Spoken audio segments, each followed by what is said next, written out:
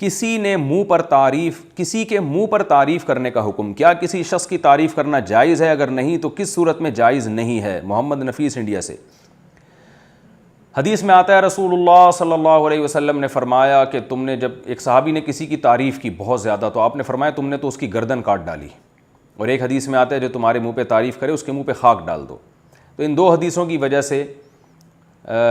یہ کہا جاتا ہے کہ کسی کے منہ پہ اس کی تعریف نہیں کرنی چاہیے۔ اسی طرح قرآن مجید میں اللہ کا ارشاد ہے فَلَا تُزَكُّوا أَنفُسَكُمْ، اپنی تعریفیں مت کیا کرو، اپنی سے مراد اپنی یا اپنے دوستوں کی، کہ هُوَ أَعْلَمُ بِمَنِ اتَّقَىٰ، اللہ کو خوب پتہ ہے کہ کون پرہیزگار ہے، کون کتنے پانی میں، اللہ خوب جانتا ہے۔ تو ان احادیث سے پتہ چلتا ہے کہ تعریف کرنا درست نہیں ہے، لیکن دوسری حدیث سے پتہ چلتا ہے خود آپ صلی اللہ علیہ وسلم نے بھی تعریف کی ہے صحابہ کرام کے اچھے کاموں پہ، ان کی حوصلہ افزائی کی ہے۔ جیسے حدیث میں آتا ہے کہ آپ صلی اللہ علیہ وسلم نے ایک صحابی سے فرمایا ان فیک خصلتین یحبہم اللہ ورسولہ او کما قال صلی اللہ علیہ وسلم، تمہارے اندر دو اچھائیاں ایسی ہیں جو اللہ اس کے رسول کو پسند ہے۔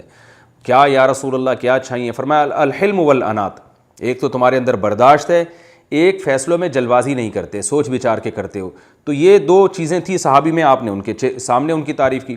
تو اس سے پتہ چلتا ہے کہ جس حدیث میں تعریف سے منع کیا ہے نا، وہ دو قسم کی تعریفوں سے، ایک تو تعریف میں مبالغہ آرائی سے، تبھی حدیث میں پوری حدیث یہ ہے کہ آپ نے فرمایا کہ کسی کی جب تعریف کرنی ہو تو یوں کہا کرو کہ میرا خیال یہ ہے، اللہ نے چاہا تو ایسا ہوگا، یعنی جزم کے ساتھ یہ کہنا کہ گویا اس کو پورا جنتی بنا دینا کہ اتنا اچھا، جیسے آج لوگ کر رہے ہوتے ہیں یار ایسا نائس آدمی، ایسا اچھا آدمی کہ خدا کی قسم وہ ہو، جیسے پتہ نہیں اس سے زیادہ اچھا دنیا میں کوئی پیدا ہی نہیں ہوا۔ تو غلو سے منع کیا گیا، بھائی یوں بولو ماشاءاللہ اچھا آدمی ہے ہمارے خیال کے مطابق، اور جو جتنا ہم جانتے ہیں اس کے حساب سے ماشاءاللہ یہ کوئی اچھی صفت ہے۔ زیادہ غلو نہ کیا جائے، مبالغہ نہ کیا جائے، اس سے نظر بھی لگتی ہے بعض دفعہ اور اللہ بھی ناراض ہوتے ہیں۔ تبھی قرآن میں آتا ہے ہوا اعلم من اتقى، کون کتنے پانی میں اللہ جانتا ہے۔ تو تم اپنی رائے کا اظہار کر دیا کرو، جزم کے ساتھ یہ کہنا کہ وہ بہت ہی اچھا ہے یا وہ پکا جنت میں ہی جائے گا۔ آج دیکھیں نا جب کسی کا انتقال ہو جاتا ہے لوگ اتنی تعریفیں کرتے ہیں کہ بس فرشتے بھی جو ہے نا وہ گویا فرشتوں کو بتا رہے ہوتے ہیں کہ اس کو جنت میں ہی بھیجنا ہے تم نے۔ میں نے دیکھا ہے لوگ ایسی میت کی تعریفیں، یا اتنے نیک اتنے نیک اتنے نیک، یہ تو سیدھا جنت میں ہی جائیں گے۔ تو ایسے یقین کے ساتھ فتوے لگانا یہ درست نہیں ہے۔ تو اتنی زیادہ غلو کرنا تعریف میں یہ ناپسندیدہ ہے۔ دوسرا تعریف جو منہ پہ منع ہے وہ والی تعریف جس میں خوشامد کا عنصر ہو، یعنی چاپلوسی جسے کہتے ہیں، مکھن لگانا سامنے والے کو نا، تاکہ وہ دل میں نہیں ہے یہ، لیکن سامنے اس کے منہ پہ اس کو چڑھانے کے لیے وہ بڑا چوڑے میں آ جاتا ہے، اور دل میں آپ کے نہیں ہوتا یہ کہ وہ اتنا اچھا ہے۔ تو مکھن لگانے جو دفتروں میں ہو رہا ہے اپنے باس کے سامنے مکھن لگانے کے لیے اس کی چاپلوسی کرتے رہتے ہیں، تو یہ غلط ہے۔ باقی اگر آپ کا مقصد چاپلوسی بھی نہیں ہے اور آپ تعریف میں مبالغہ بھی نہیں کر رہے، آپ تعریف اپریشیٹ کرنے کے لیے کر رہے ہیں، تو یہ نہ صرف ثابت ہے بلکہ نبی صلی اللہ علیہ وسلم کا یہ سنت عمل ہے، اور اس سے معاشرے میں نیکی کو فروغ ملتا ہے۔ جیسے اللہ نے فرمایا کہ نیکی کو فروغ دو، وتعاونوا علی البر والتقوی، نیکی میں ایک دوسرے کے ساتھ تعاون کرو۔ تو کسی کی اچھی صفت کو دیکھ کر اس کے سامنے بیان کرنا اس نیت سے، اعتدال کے ساتھ بیان کرنا اس نیت سے تاکہ یہ اور اس کی حوصلہ افزائی ہو، تو یہ بالکل ٹھیک ہے۔ حضرت ابو ہریرہ رضی اللہ تعالیٰ عنہ نے عرض کیا یا رسول اللہ، لوگ میرے اچھے عمل پہ میری تعریف کرتے ہیں تو مجھے اس سے خوشی ہوتی ہے، یہ کیسا عمل ہے؟ آپ صلی اللہ علیہ وسلم نے فرمایا کہ یہ تو دنیا میں اللہ کی طرف سے اجر ہے، آخرت میں تو اور اجر ملے گا، کیونکہ جب کوئی نیکی کا کام کرتا ہے تو لوگ بھی خوش ہوتے ہیں، لوگ بھی اس سے محبت کرتے ہیں، تو یہ اور لوگ تعریف بھی کرتے ہیں، تو یہ دنیا کا اجر ہے اور آخرت میں اس کے علاوہ اجر ملے گا۔ جب برائی کرتے ہیں تو لوگ بھی لعنتیں بھیجتے ہیں اور صلواتیں سناتے ہیں اور برائیاں کرتے ہیں، تو آخرت کی سزا تو بعد میں ملے گی، برے لوگوں کو یہ بھی دنیا میں سزا ملتی ہے، صلواتیں چاروں طرف سے۔ اور ہمارے مشہور بہت سے لوگ ہیں، آپ نے دیکھا ہوگا ان کی حرکتوں پر صلواتیں پبلک کی طرف سے پورے ہول سیل کے حساب سے ملتی رہتی ہیں، تو یہ دنیا میں ان کو عذاب ملتا ہے، آخرت میں اس کے علاوہ ملے گا۔ تو تعریف کرنا مبالغہ آرائی نہ ہو، حد سے تجاوز نہ ہو، ایک شرط، دوسری شرط خوشامد مقصد نہ ہو، اور تیسری شرط ایک اور ہے کہ جس کی تعریف کی جا رہی ہے وہ چھوٹے ظرف کا نہ ہو، ایسا نہ ہو کہ آپ اس کی تعریف کریں وہ چوڑے میں آ جائے، تو یہ بھی اطمینان ہو۔ یہ تین شرطوں کے ساتھ، یہ تین شرطیں اگر نہیں پائی جائیں تو پھر آپ کسی کی تعریف اس کے منہ پہ کر سکتے ہیں تاکہ اس کی حوصلہ افزائی ہو اور وہ جو ہے اور اس کو توفیق ملے نیکی کے کام کرنے کی۔ اگر تراویح کے پیسے طے نہ ہوں تو ہدیہ لینے کا حکم۔ اگر رمضان میں تراویح کے پیسے پہلے سے طے نہ ہوں لیکن بعد میں وہ بلا کر ہدیے کے طور پر دے دیں تو کیا یہ لینا جائز ہوگا یا نہیں؟ محمد مدثر انڈیا سے۔ جس قاری کے بارے میں، حافظ کے بارے میں پتہ ہو کہ اس کو اگر ہدیہ نہ ملا تو یہ نالائق تراویاں پڑھائے گا ہی نہیں، تو ایسے قاری کو تو دینا جائز نہیں ہے، کیونکہ یہ ہدیہ نہیں ہے، یہ کمیشن ہی ہے۔ لیکن جس قاری کے بارے میں غالب گمان ہو کہ یہ اگر اس کو ہدیہ نہ بھی ملتا تو بھی یہ تراویح اخلاص کے ساتھ پڑھاتا، تو پھر اس کو ہدیہ دینے میں کوئی حرج نہیں ہے۔ یہ اندازہ کیسے ہو کہ یہ اس کی نیت میں خلوص ہے یا نہیں ہے؟ تو جب قاری کو لے کر آئے نا مسجد میں تراویح پڑھوانے کے لیے، تو اس کو پہلے سے ہی بتا دیا کریں کہ آپ جو یہاں تراویح پڑھائیں گے تو یہ بات ذہن میں رکھیں کہ یہاں تراویح پڑھانے پر آپ کو ثواب کے علاوہ کچھ بھی نہیں ملے گا، تو پہلے سے بتا دیں، تو دیکھ لیں گے وہ کتنا پانی میں اگر ٹک جاتا ہے تو اس کا مطلب ثواب کے لیے پڑھا رہا ہے، تو پھر پڑھوا لیں اس سے۔ اور اگر وہ اس کو یہ ہوتا ہے کہ یار یہ اس کا نیلا پیلا منہ ہونا شروع ہو جاتا ہے تو اس کو پتلی گلی سے نکال دیں آپ۔ تو علماء کہتے ہیں کہ ایسا قاری جو پیسے لے کے تراویح پڑھا رہا ہو اس سے بہتر ہے کہ علم تری کیف فعل اور چھوٹی 10 صورتوں سے آپ ایسے آدمی کے پیچھے تراویح پڑھ لیں جو اخلاص کے ساتھ پڑھا رہا ہو، بے شک وہ حافظ نہ ہو۔ ہاں اگر اس کی نیت کوئی پیسوں کی نہیں تھی، آپ نے ٹیسٹ کر لیا، پھر بے شک ہدیہ تو کسی کو بھی دیا جا سکتا ہے، تو اس نے آپ کی خدمت کی، آپ دے دیں اس کو ہدیہ، کوئی حرج نہیں ہے اس میں۔ اور جو قاری حضرات ہیں رمضان میں تراویح پڑھانے والے، ان سے بھی اللہ کا واسطہ اپنی نیت کو خالص کریں، اس کو کاروبار کا ذریعہ نہ بنائیں تراویح کو، اس سے آپ کو ثواب نہیں ملے گا، ذہن میں رکھیں، بلکہ الٹا وبال ہوگا۔ جتنے بھی ہمارے مشہور علماء ہیں جو افتاء کے فن میں ماہر ہیں، جو ماہر مفتیوں سے جنہوں نے فتویٰ نویسی سیکھی ہے، اور بڑے بڑے ادارے ہیں، دارالعلوم کرنگی ہے، جامعۃ الرشید ہے، بنوری ٹاؤن ہے، تو جو ادارے ہیں باقاعدہ، افراد کی بات نہیں کر رہا، فرد تو افراد کے تو تفردات بھی ہوتے ہیں، جو جتنے ہمارے جو محقق علماء ہیں جو باقاعدہ اداروں سے منسلک ہیں، ان کا فتویٰ یہی ہے کہ تراویح کی اجرت لینا جائز نہیں ہے۔ مسافر جماعت کے ساتھ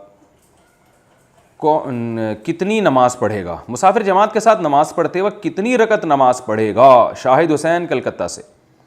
بھائی مسافر اگر امام کے پیچھے نماز پڑھ رہا ہے تو امام اگر مسافر ہے تو مقتدی بھی 2 رکعتیں پڑھے گا، لیکن امام اگر مقیم ہے تو جتنی رکعتیں امام پڑھ رہا ہے مسافر کو پوری رکعتیں پڑھنی پڑیں گی اتنی، چاہے وہ آخر میں ہی اس کے ساتھ نماز میں شریک ہو۔ عقیقے میں بالوں کے وزن کے برابر صدقہ کرنے کا حکم۔ ہمارے گھر میں پہلی بار عقیقہ ہو رہا ہے، ماشاءاللہ ماشاءاللہ، اللہ کرے بار بار ہوتا رہے۔ اس کا مکمل طریقہ بتا دیں۔ بعض لوگ کہہ رہے ہیں کہ بالوں کے وزن کے برابر چاندی یا پیسے صدقہ کیے جائیں گے، اس کے بارے میں بھی تفصیل سے بتا دیں۔ طارق خان بھوپال سے۔ حضرت حسن رضی اللہ تعالیٰ عنہ کی جب ولادت ہوئی تھی حضرت فاطمہ کے ہاں، تو آپ صلی اللہ علیہ وسلم نے 7ویں دن ان کے بال منڈوانے کا حکم دیا اور بالوں کے برابر چاندی صدقہ کرنے کا حکم دیا۔ تو یہ حدیث ہے ہمارے پاس، لیکن یہ کوئی عام معمول نہیں تھا، خود نبی کا بھی اور صحابہ کا بھی کوئی عام معمول نہیں تھا، تو اس لیے علماء نے استدلال کیا کہ مستحب عمل ہے کہ آپ بچے کے جو بال جب کاٹتے ہیں 7ویں دن تو اس کے وزن کر کے جتنی چاندی بنتی ہے اتنا صدقہ کر دیں، بہتر ہے، افضل ہے، یہ بھی اس کے لیے جس میں استطاعت ہو۔ اور یہ کر لیں ٹھیک ہے، یہ نہیں کر سکتے تو ویسے ہی جتنا اللہ توفیق دے صدقہ کر دیں۔ صدقات و خیرات سے بلائیں ٹلتی ہیں، اور یہاں تو اس لیے صدقہ کرنا چاہیے کہ اللہ نے آپ کو ایک نعمت دی ہے، آپ کی نسل میں اضافہ ہو رہا ہے۔ فیملی پلاننگ والے تو بہت پریشان ہوں گے کہ انسانی آبادی میں اضافہ کیوں ہو رہا ہے، تو اسلام نے عقیقہ رکھا ہے اور صدقات و خیرات کا حکم اس لیے دیا، یہ بتانے کے لیے کہ یہ ہمیں نعمت ملی ہے، اور آبادی میں اضافہ یہ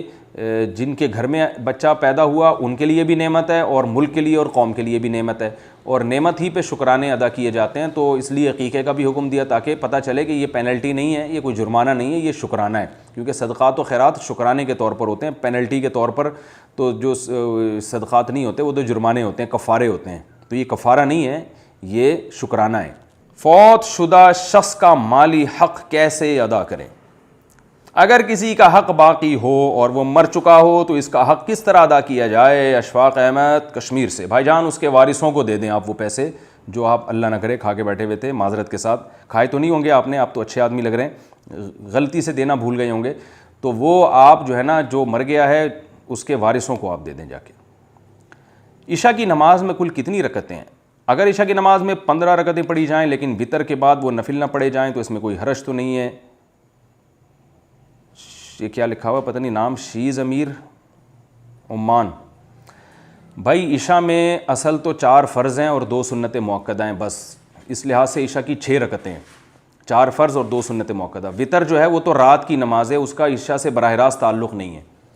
تو یہ ٹوٹل ہیں 4 فرض پڑھ لیے، 2 سنت پڑھ لیے، اور وطر اگر آپ جلدی پڑھنا، بہتر تو یہ تہجد میں پڑھے جائیں، اٹھنے کا یقین نہ ہو تو پھر آپ پہلے ہی پڑھ لیں، تو بس اتنا کافی ہے۔ باقی تو غریبیاں ہیں، حدیث میں آتا ہے بین کل اذانین صلاۃ، صحیح حدیث ہے، ہر 2 اذانوں کے درمیان نماز ہے۔ 2 اذان سے مراد اذان اور اقامت، تو عشاء سے پہلے جو اذان ہے اور اقامت ہے اس کے درمیان نماز پڑھنا بھی ثابت ہے، نفل ہے، وہ سنت نماز ہے، یعنی غیر موقدہ،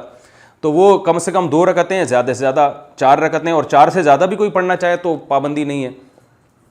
اور نوافل جتنے چاہیں پڑھ لیں، 2 سنت موقدہ کے بعد 2 نفل اور پڑھ لیں، بہت اچھی بات ہے۔ 3 رکعت وطر کے بعد 2 نفل پڑھ لیں، اچھی بات ہے۔ لیکن بعض علماء کی تحقیق یہ ہے کہ یہ جو حدیث میں آتا ہے اجعلوا آخر صلاتکم وطرا، اپنی آخری نماز وطر کو بناؤ، تو بعض علماء اس حدیث کے لحاظ سے کہتے ہیں کہ وطر جو 2 رکعت نفل کے بعد، وطر کے بعد 2 رکعت نفل جو پڑھنے تھے وہ پہلے ہی پڑھ لیں، تو وہ ایک الگ اختلافی مسئلہ ہے کہ وطر کے بعد 2 رکعت نفل وہ منسوخ ہیں یا نہیں ہیں، وہ ہمیشہ پڑھے ہیں کہ نہیں پڑھے۔ لیکن کوئی پڑھنا چاہے تو ممانعت بھی نہیں ہے، اور پہلے پڑھنا چاہیں تو بھی ٹھیک ہے۔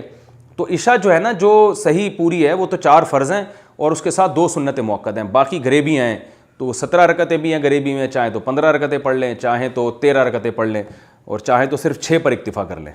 لیکن وطر پھر رات کو پڑھنے پڑیں گے۔ شب برات کی عبادت اور روزے کا حکم، کیا 15 شعبان کی کوئی عبادت ہے؟ جو لوگ 15 شعبان کی رات اسپیشل جاگ کر عبادت کرتے ہیں اور روزے کا بھی اہتمام کرتے ہیں، کیا یہ حدیث سے ثابت ہے؟ انجم سیالکوٹ۔ 15 شعبان کا روزہ تو کسی صحیح حدیث سے ثابت نہیں ہے، اس لیے اس کو تو چھوڑ دینا چاہیے اس کو، اور کیونکہ ضعیف حدیث سے بہرحال کسی عمل کا ثبوت نہیں ہوتا۔